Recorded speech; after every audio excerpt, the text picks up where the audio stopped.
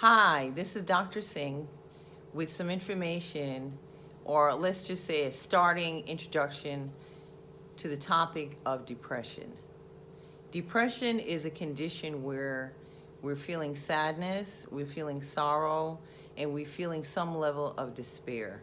But did you know that depression also affects one's body? It affects your health.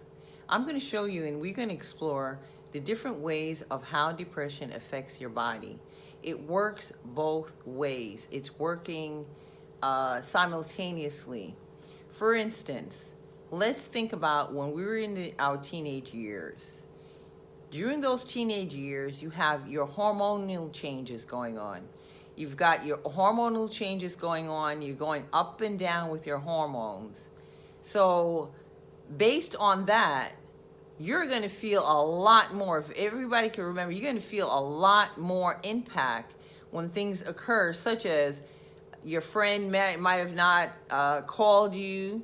You feel some level of maybe they don't care. Again, these are things that manifests in one's mind when you're in those particular years. And quite frankly, this could lead into maybe even adulthood if it's not corrected. So it's a frame of thinking. Another aspect to depression is this.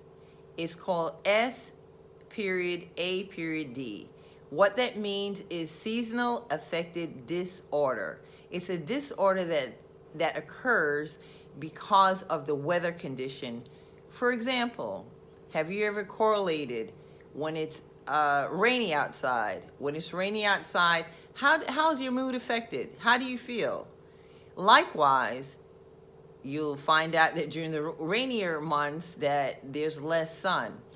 Well, this can be corrected by having more exposure to the sun, meaning if you could link getting more sun exposure, in spite of the fact that during the season that it's rainy, the sun can do a whole lot, make a whole lot of difference in terms of impact and your moods. Depression can occur due to life changes, divorced, economics, a loss of a loved one, and then we could say grief is involved. The organs that are typically involved when a person is in a state of depression, it would be the lungs, the kidneys, the liver. There's more, but I'm just naming a few for now. So, have you ever observed or heard of someone that's in a very turbulent, traumatic relationship, such as domestic abuse? The domestic abuse, one would think, would more than likely affect the person emotionally. That is true, but I'm showing you that depression also affects that person anatomically. Their body's organs are affected. You might even recognize that during the time where you're feeling these things, your digestion is affected in some way. It is very, very true. And also unexplained headaches. These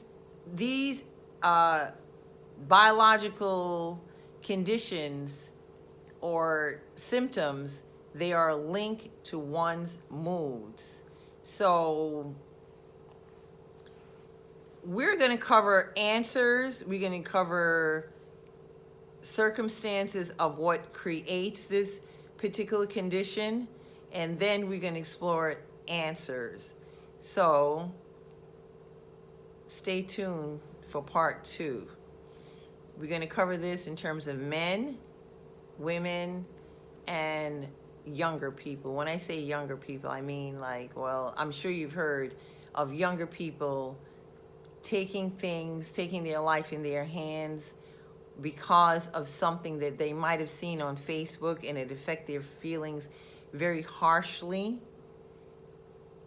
You never link the fact that depression, it got out of control. It just spiraled into something else that emotionally it was chronic, and people make decisions They make sporadic decisions due to this experience. And again, the longer that you're in the mode is the more effect that it'll have on your body's wellness. Lastly, weight. People who are struggling with weight control. Weight control can also be linked to one's mood. Let's just say a feel-good food, a love food would be sweets.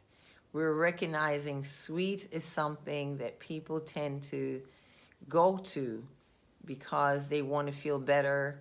And let's associate Valentine's Day and love and, chocolate.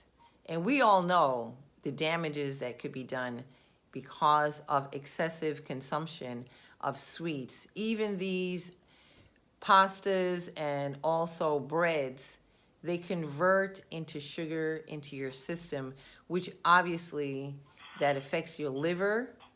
It affects your blood system because everything that you're consuming, it goes right into your blood. And from that point, it travels with your blood to other areas of your body. And namely, the carotid artery will take it up right through your brain area.